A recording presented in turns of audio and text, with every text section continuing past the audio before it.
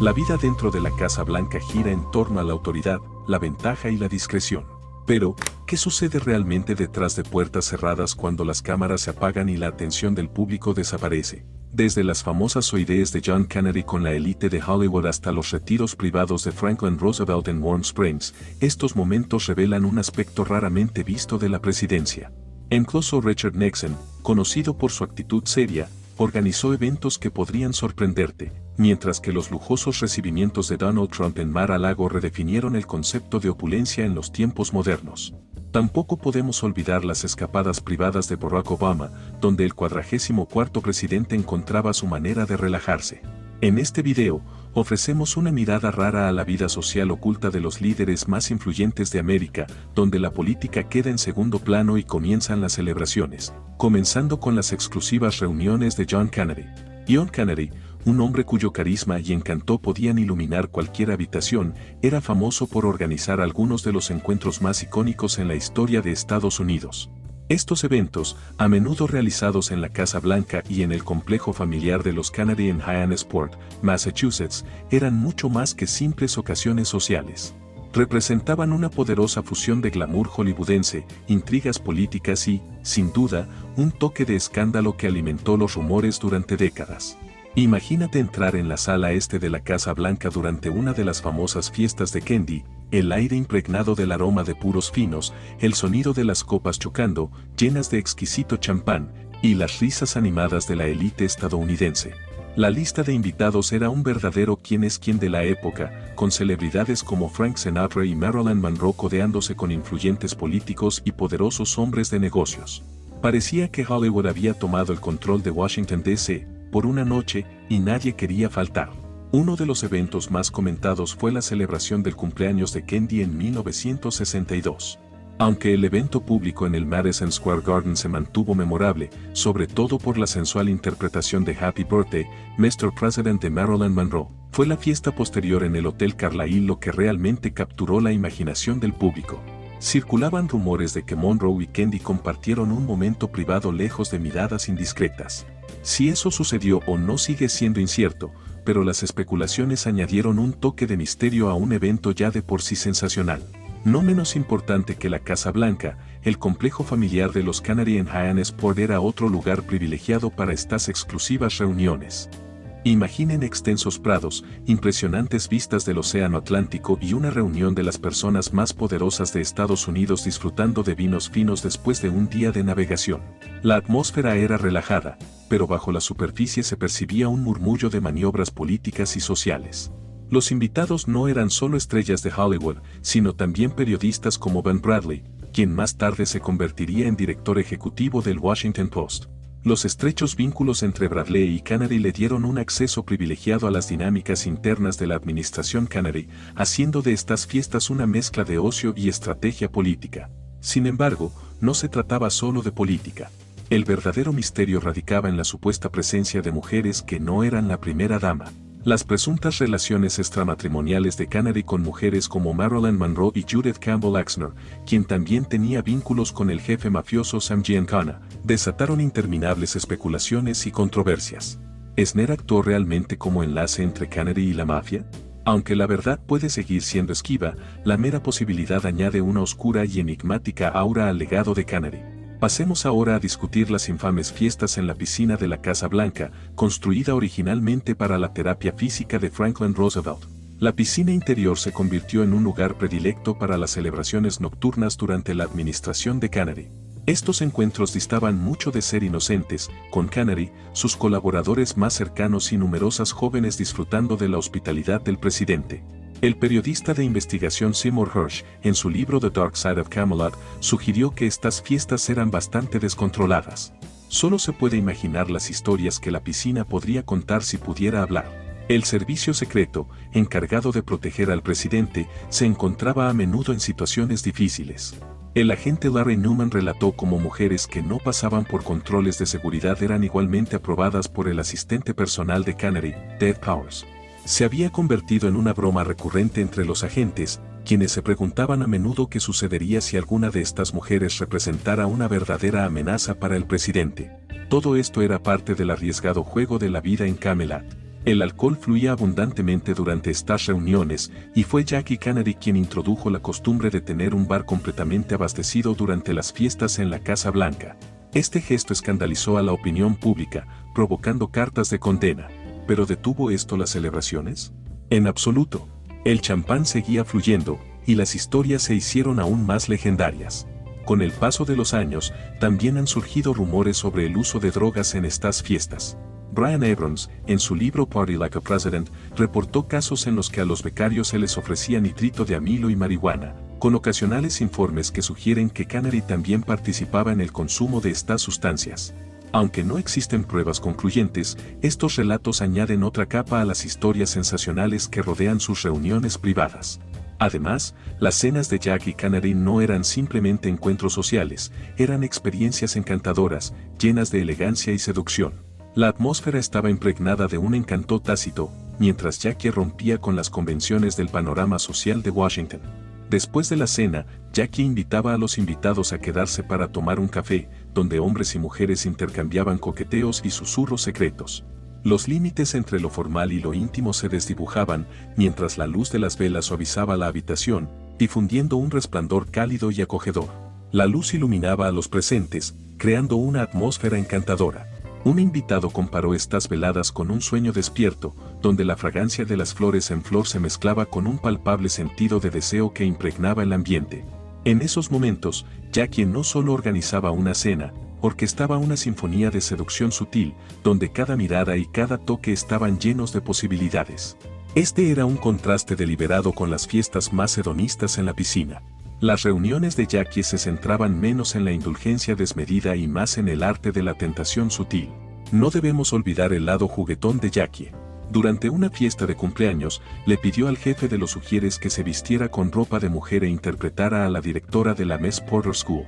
Estos momentos despreocupados ofrecían un alivio necesario en tiempos difíciles, añadiendo un toque de humor al legado de los Kennedy.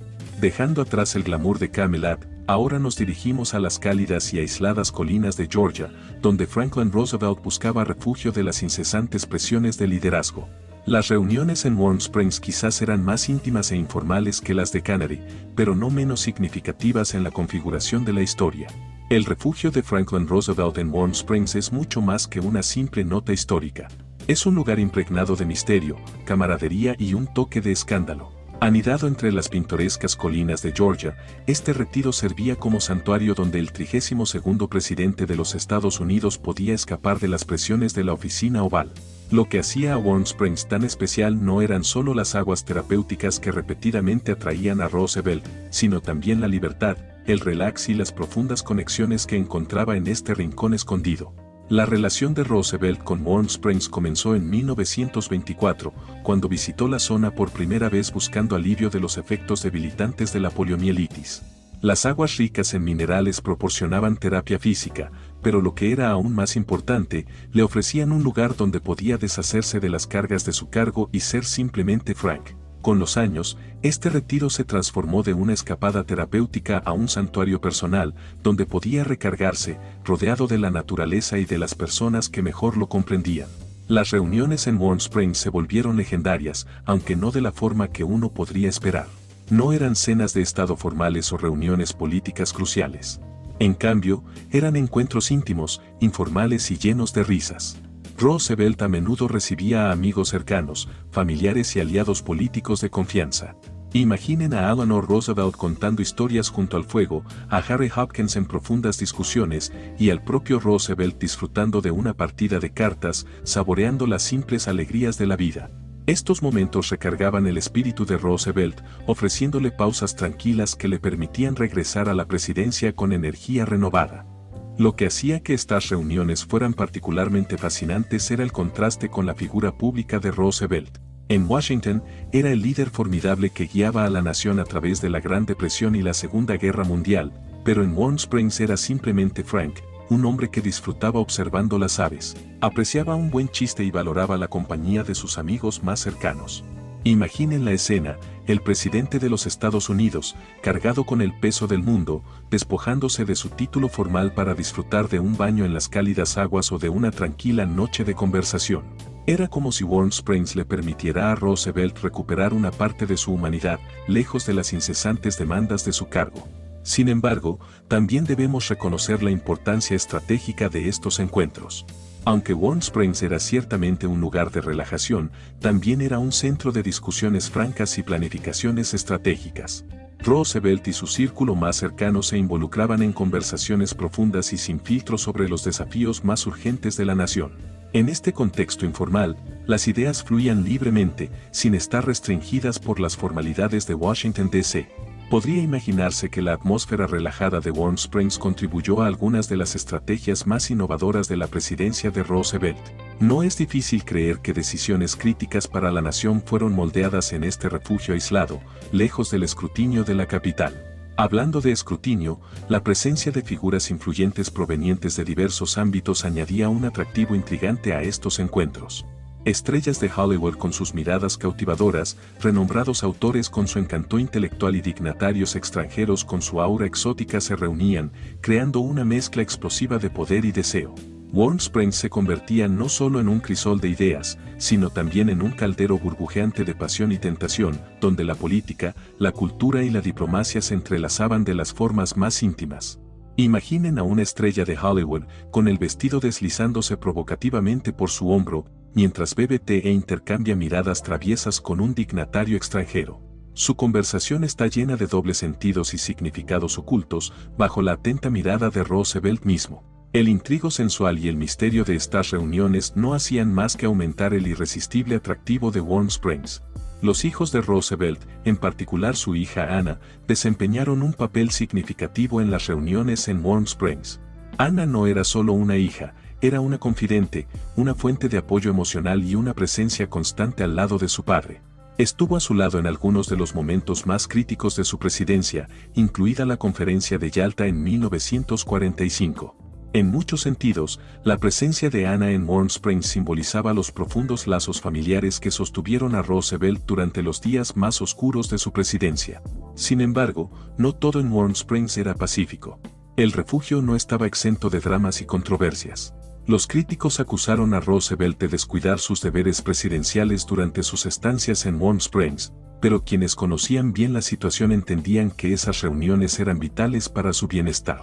El refugio le proporcionaba la renovación mental y emocional necesaria para enfrentar los inmensos desafíos de su presidencia. Irónicamente, el lugar donde se le acusaba de desatender sus responsabilidades era, en realidad, donde encontraba la fuerza para liderar a la nación. Warm Springs también guardaba su parte de secretos y escándalos. Se decía que allí se celebraban reuniones clandestinas y discusiones reservadas. Algunos especulaban que Roosevelt utilizaba esa ubicación aislada para llevar a cabo delicadas negociaciones, lejos de los ojos indiscretos de la prensa y sus oponentes políticos. Estos rumores no hacían más que alimentar el misterio de Warm Springs, transformándolo de un simple refugio a un lugar lleno de fascinación e intriga. ¿Era solo un santuario o había algo más?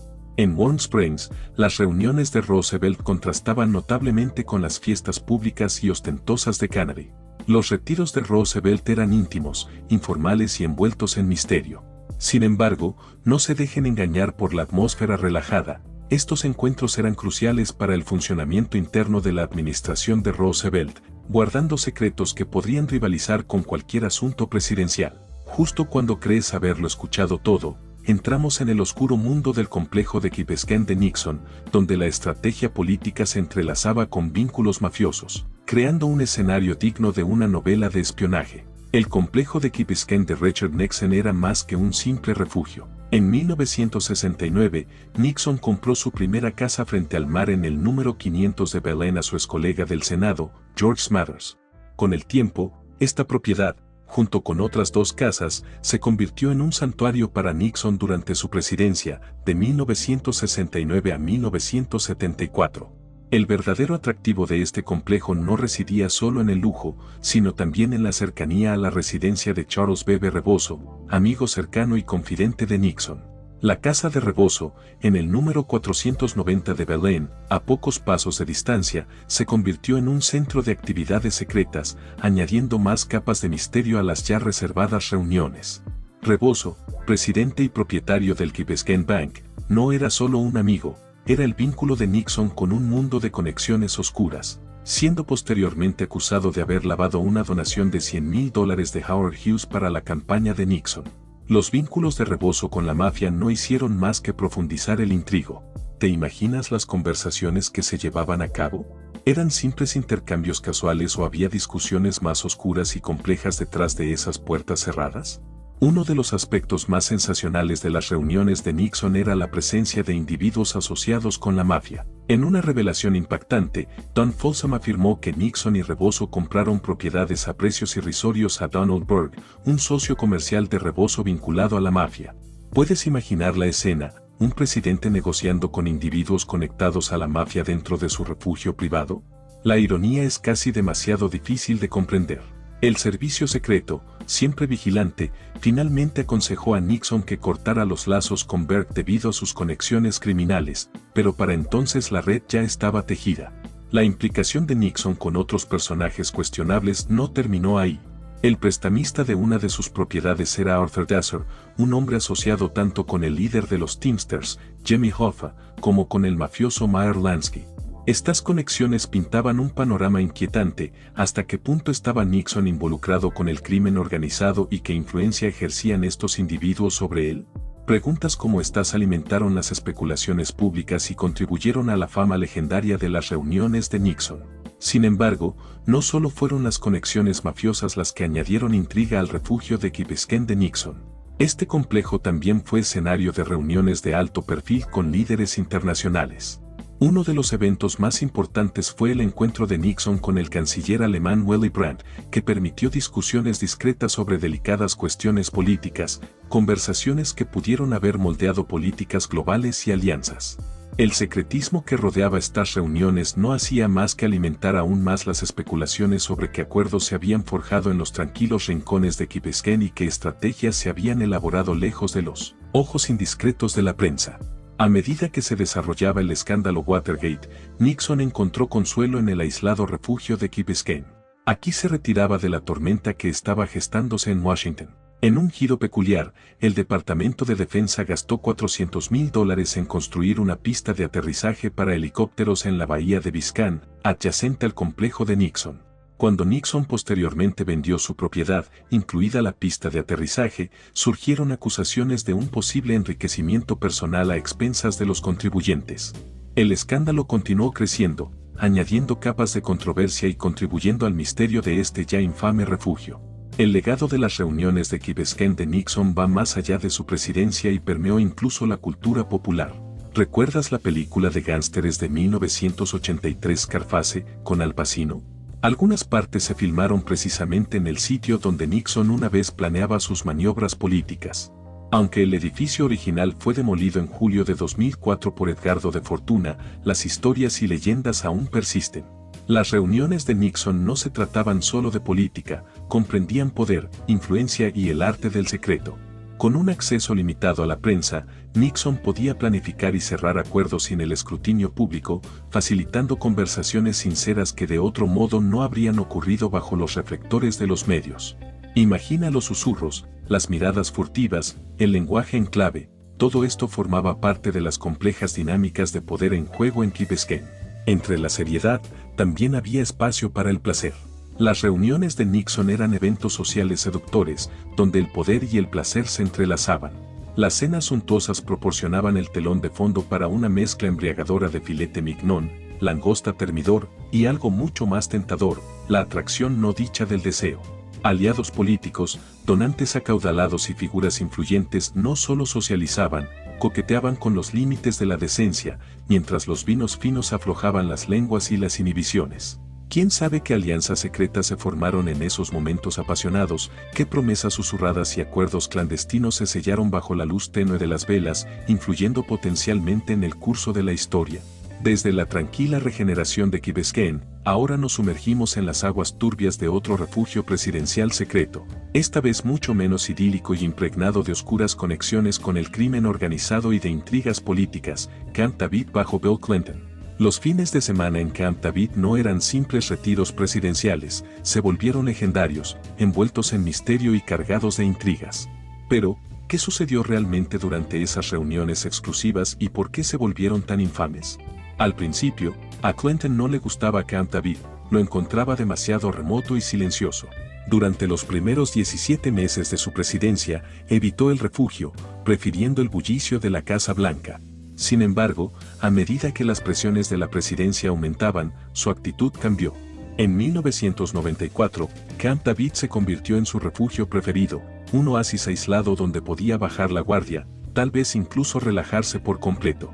A diferencia de su predecesor, George Bush, a quien le gustaba organizar grandes fiestas en el refugio, Clinton prefería un ambiente más íntimo. Su lista de invitados era estrictamente controlada, invitando solo a unos pocos seleccionados a estos fines de semana reservados, sin asistentes, sin periodistas y, ciertamente, sin amigos de amigos.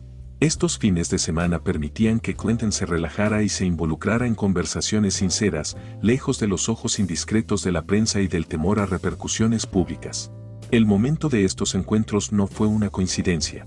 Uno de los periodos más notorios de las visitas de Clinton a Camp David coincidió con el escándalo de Monica Lewinsky. A medida que el escándalo se intensificaba, Clinton buscaba refugio en Camp David, lo que planteaba la pregunta: ¿estos fines de semana eran puramente para relajarse o eran retiros estratégicos donde planeaba sus próximos movimientos? La línea entre ambos a menudo se desdibujaba. La aversión inicial de Clinton por Camp David se transformó en visitas frecuentes, especialmente después de 1994. ¿Qué había cambiado? Quizás era la atracción de la piscina climatizada en Aspen Lodge o la pacífica contemplación junto al estanque de peces. Tal vez fue la influencia de Hillary. Ella lo sorprendió con un viaje al refugio por el Día del Padre, reincorporándolo al círculo.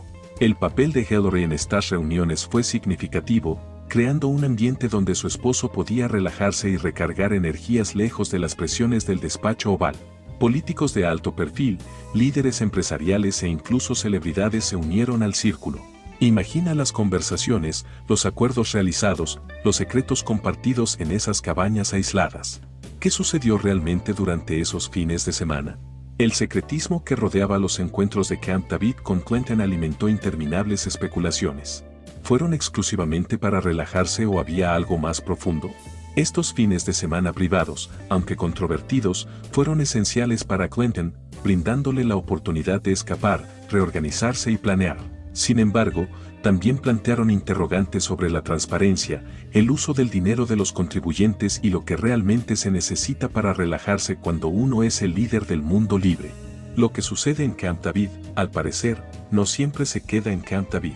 Mientras las risas y los susurros escandalosos de las reuniones privadas de Clinton se desvanecen en la historia, emerge el santuario secreto de otro presidente, un lugar donde el poder se encontraba con la paz y las presiones de liderazgo se olvidaban temporalmente. A diferencia del lujo y el esplendor de las fiestas de Kennedy, este refugio estaba a un mundo de distancia de los frenéticos pasillos de Washington, el Prairie Chapel Ranch de George W. Bush en Crawford. Este paraíso de 1.600 acres fue el escenario de algunas de las reuniones más exclusivas y secretas de su presidencia. Ubicado en el corazón de Texas, el rancho ofrecía a Bush un respiro necesario de las incesantes presiones de la Casa Blanca, proporcionando un entorno privado y relajado para recibir a dignatarios extranjeros, amigos íntimos y asesores de confianza. Un encuentro notable en Crawford tuvo lugar con el príncipe heredero Abdullah de Arabia Saudita en abril de 2002. Esta visita, envuelta en secreto y especulación, permitió al príncipe heredero visitar el rancho, un lugar muy apreciado por Bush, lejos de los ojos indiscretos de la prensa. Los dos líderes se dedicaron a horas de discusiones privadas, explorando sus visiones sobre la guerra contra el terrorismo. Pero, ¿fue solo otra reunión política o fue un intento de establecer un vínculo personal que sostendría las relaciones entre Estados Unidos y Arabia Saudita en los años venideros? El rancho de Crawford no era solo un lugar de diplomacia seria. Bush tenía un don para mezclar negocios con placer, llevando a menudo a sus invitados a recorrer el rancho en su camioneta. Le gustaba señalar sus lugares favoritos, mostrar la fauna local e intercambiar algunas risas. Imagina a Bush y al príncipe heredero no solo como líderes mundiales, sino como dos hombres hablando de pavos, literalmente, en el rancho. ¿Quién hubiera pensado que los pavos salvajes podrían servir como rompehielos diplomáticos? Y, sin embargo, detrás de la atmósfera relajada, el rancho de Crawford se convirtió en un punto clave para discusiones intensas. Fue aquí donde Bush y sus invitados abordaron temas globales que iban desde el proceso de paz en Medio Oriente hasta la lucha contra el terrorismo. Estas conversaciones no solo trataban sobre políticas, implicaban la búsqueda de puntos en común, la construcción de confianza y, a veces, desencadenaban debates que influirían en las relaciones internacionales. El misterio del rancho se amplificaba por el secretismo que rodeaba estos encuentros, con los medios mantenidos a una distancia considerable. El mundo solo podía especular sobre lo que sucedía a puerta cerrada. ¿De qué discutían realmente Bush y sus asesores? ¿Qué acuerdos se sellaban bajo el ardiente sol de Texas? La falta de transparencia alimentaba el intrigo, transformando el rancho de Crawford no solo en un refugio presidencial, sino también en un símbolo de las complejas dinámicas ocultas de la política global. Para Bush, el rancho de Crawford era un santuario, un lugar donde podía ser él mismo, lejos de los ojos del público, pero siempre en el centro de las cuestiones globales más urgentes. Ya fuera limpiando la maleza, montando en bicicleta o recibiendo a un líder mundial, Bush encontraba consuelo en la campiña tejana, fusionando lo personal con lo político de una manera única. Desde el encanto relajado de las reuniones en la Casa Blanca de JFK hasta el misterio cautivador de las aguas termales de Roosevelt, cada refugio presidencial revela mucho sobre el estilo de liderazgo y la vida personal de cada presidente. ¿Y qué nos dicen, en cambio, las reuniones privadas de Barack Obama? Las fiestas privadas de Obama siempre han estado envueltas en secreto y especulación. ¿Qué sucede realmente cuando el expresidente organiza un evento? Las ubicaciones son icónicas, desde las tranquilas costas de Martha's Vineyard hasta las bulliciosas calles de Washington, con listas de invitados que parecen un catálogo de las personas más influyentes, celebridades, aliados políticos y figuras de poder. Comencemos con Martha's Vineyard, donde las reuniones privadas de Obama han alcanzado un estatus legendario. Imagina una tranquila noche de jueves con Obama cenando en el restaurante Beach Road en Vineyard Haven. Mientras el sol se pone, se sienta en la terraza que da a la serena laguna, el aire lleno del aroma de la cocina gourmet y los sonidos de conversaciones animadas que fluyen libremente como el vino. ¿Quién no querría ser una mosca en la pared de un evento como ese? La lista de invitados sigue siendo un misterio, lo que genera infinita curiosidad y rumores. ¿Sería una estrella de Hollywood, un poderoso senador o quizás ambos?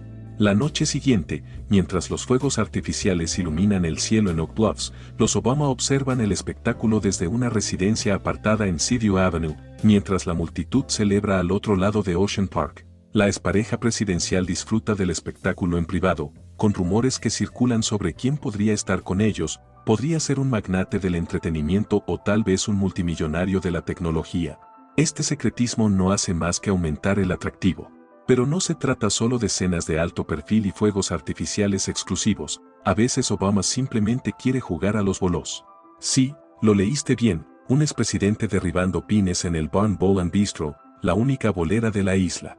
Imagínalo vestido de manera informal, riendo y bromeando con sus amigos mientras los agentes del servicio secreto aseguran discretamente su privacidad. Hay algo divertido en la imagen de Obama, conocido por su elegante diplomacia, concentrado en lograr un strike. Luego están los partidos de golf en el Farm Neck de Oak Bluffs. Un día juega con estrellas de la NBA como Steph Curry y Ray Allen, al siguiente, rema a través del Algerton Great Pond, tal vez reflexionando sobre la idea de comprar una gran propiedad allí. La idea de que Obama, una vez el hombre más poderoso del mundo, decida casualmente comprar una finca de 30 acres como si fuera solo otro día, es casi demasiado buena para ser verdad. Ya sea en una fiesta con celebridades en Washington o en una noche tranquila en Martha's Vineyard, una cosa es segura, el atractivo que rodea las reuniones privadas de Obama seguirá cautivando e intrigando. Después de todo, ¿quién no querría ser invitado a uno de estos eventos exclusivos? Ahora, volvemos la mirada a los opulentos eventos de Mar-a-Lago organizados por Trump. El gran salón de baile de Mar-a-Lago no es solo una obra maestra arquitectónica, es el epicentro de algunos de los eventos más comentados de los últimos tiempos. Una de las ocasiones más notables fue la fiesta de Halloween de 2023. Imagina a Trump, bajo la sombra de una demanda de $250 millones presentada por la fiscal general de Nueva York, Letitia James, pero sin un atisbo de preocupación en su rostro mientras organiza una de las fiestas más extravagantes del año. Solo Trump podría montar semejante espectáculo con una demanda pendiente sobre él. Los invitados llegaron con disfraces que iban desde lo creativo hasta lo escandaloso, transformando el salón de baile en un carnaval de surrealismo.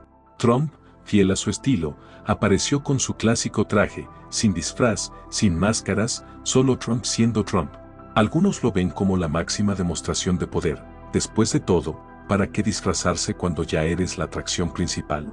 Personalmente eligió la música y, mientras la multitud aplaudía con entusiasmo, era evidente que no se trataba solo de una fiesta, sino de una celebración del espíritu indomable de Trump. Luego, inesperadamente, entró Melania. La ex primera dama había estado ausente de los eventos públicos durante 7 meses, lo que hacía su aparición aún más sorprendente.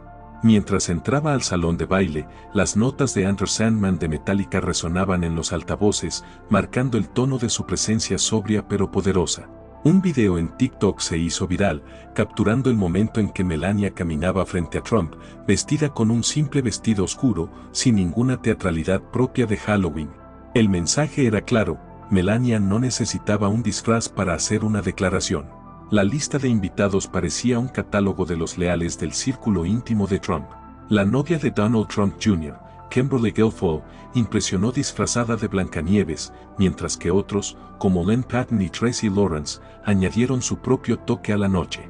Pero este evento era mucho más que una noche de disfraces y música, reflejaba una narrativa mucho más amplia. La lealtad y admiración que Trump comanda son innegables. Sin embargo, que quede claro, Mar-a-Lago no se trata solo de fiestas de Halloween.